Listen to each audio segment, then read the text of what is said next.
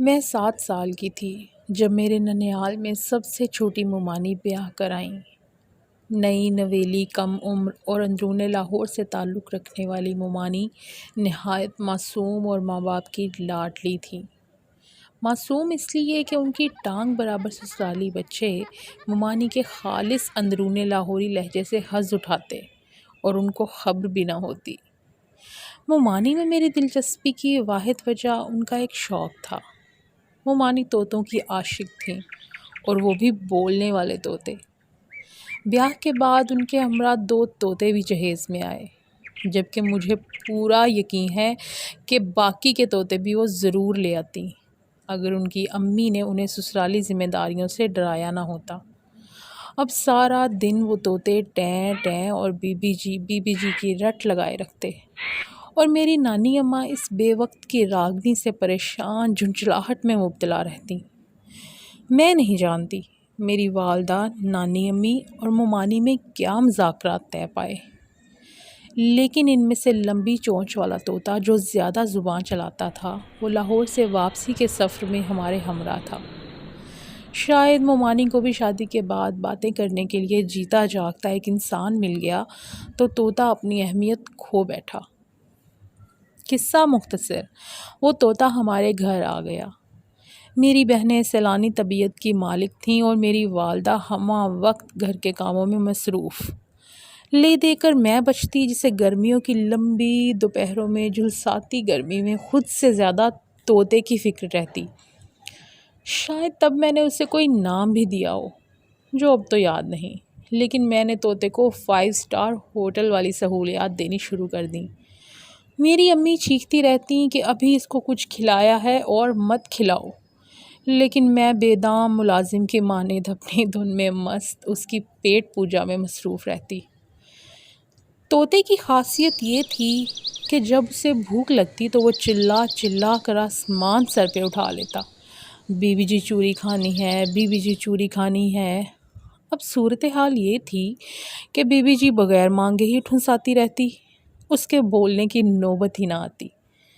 مجھے ہر وقت فکر رہتی کہ طوطے کو کچھ ہو نہ جائے، اور اگر کچھ ہو گیا تو اللہ تعالیٰ نے تو میری بینڈ بجا دینی ہے کہ بھائی بتاؤ، ایک جان کی ذمہ داری ڈالی وہ بھی نہیں نبھائی گئی۔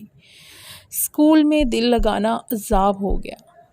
طوطے سے محبت سے زیادہ اس کے مرنے کا خوف دامن گیر رہتا۔ خوراک کی زیادتی سے جب وہ آنکھیں بند کرتا تو میری جان پہ بن آتی کہ شاید کمزوری کی وجہ سے آنکھیں نہیں کھل رہی، اور میں زبردستی چونچ کھول کھول کر اس کو کھانا کھلاتی۔ اب ہوا یہ کہ میں نے نوٹ کرنا شروع کیا کہ وہ بولنا چھوڑ چکا ہے۔ اب وہ صرف ٹیں ٹیں کرتا اور انسانی زبان کے جو چند جملے بولتا تھا وہ بھول چکا تھا۔ میرے گھر والے میری اس جنونی قسم کی خدمت اور محبت سے تنگ آ کر مجھے میرے حال پر چھوڑ چکے تھے۔ ایک دوپہر انتہا کی گرمی سے تنگ آ کر جب میں 2 بار غسل لے چکی تو طوطے پر نظر پڑی جو مجھے بڑا ہی مرجھایا سا لگا۔ مجھے اپنی خود غرضی پر انتہا کی شرمندگی ہوئی اور میں نے طوطے کو نہلانے کا سوچا۔ شیمپو کے بغیر نہانے کا تصور عجیب محسوس کرتے ہوئے میں نے نہایت تسلی سے طوطے میاں کے اوپر شیمپو ڈالا اور اچھی طرح اشنان کروا دیا۔ خوشبودار طوطے کو صحن میں پنجرے سمیت رکھ کر میں سونے چلی گئی۔ شام کو جب میری آنکھ کھلی تو پتہ چلا کہ مٹھو میاں ادھمری سی حالت میں پنجرے میں پڑے ہیں۔ میری شروع سے عادت رہی ہے کہ اپنی بیوقوفی کی سرِ عام تشہیر کرتی ہوں، سو روتے ہوئے بتا دیا کہ میں نے تو شیمپو سے طوطے کو نہلایا تھا۔ طوطے کو تو جو ہوتا سو ہوتا، میری کمر پر ٹھیک ٹھاک دھموکے پڑے۔ طوطے نے شاید شیمپو نگل لیا تھا اور اس کی آنکھوں میں بھی چلا گیا۔ 2 دن اسی حالت میں رہنے کے بعد میرے والد نے کسی جاننے والے کے ہاتھ طوطا واپس بھجوا دیا، اور ان 2 دنوں میں میں اس پنجرے کے پاس بھی نہیں پھٹکی۔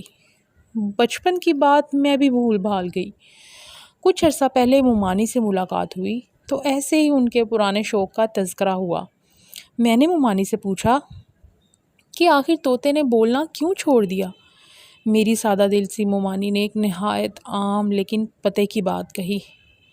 ماں کے بغیر ہر وقت کھلاؤ گی تو طوطے کا دماغ خراب نہیں، کہ بول بول کر خود کو تھکائے۔ میں تو اس وقت اس کو کھانا کھلاتی تھی جب وہ مانگتا تھا، تاکہ وہ بولنا نہ بھول جائے۔ اتنی سی بات کہہ کر مومانی تو اٹھ کر چلی گئیں، لیکن مجھ پر میری شخصیت کے بہت سے در کھول گئیں کہ کس طرح میری بچپن کی عادت میری فطرت کا حصہ بن چکی ہے، اور مجھ سمیت بہت سے انسان کس طرح ہر رشتے، ہر انسان کو اس کی ضرورت اور حق سے زیادہ دے کر نقصان اٹھاتے ہیں۔ ہماری زندگی میں بہت سے رشتے ایسے ہوتے ہیں جن سے نبھانے کی تگ و دو میں ہم خود کو بھول جاتے ہیں۔ میں نے ان رشتوں کو طوطا رشتوں کا نام دیا ہے، کیونکہ وہ محبت، وہ احساس جو ہمارے حصے کا ہوتا ہے، ہم وہ بھی ان پر لٹاتے ہیں۔ ہم ان رشتوں کو بغیر مانگے توجہ پلاتے اور محبت کھلاتے ہیں۔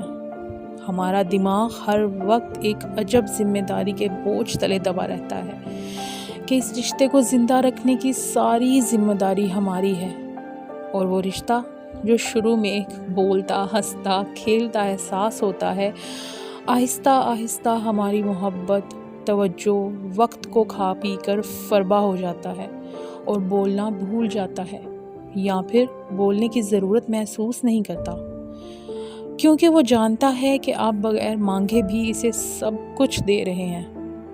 اپنی زندگی میں کسی بھی رشتے کو طوطا رشتے میں مت بدلنے دیں۔ توجہ اتنی ہی دیں جتنی مانگی جائے، اور جتنی آپ بھی وصول کر پائیں۔ بن مانگی محبت، وقت، احساس، اپناپن اور توجہ اپنی اہمیت کھو دیتی ہے۔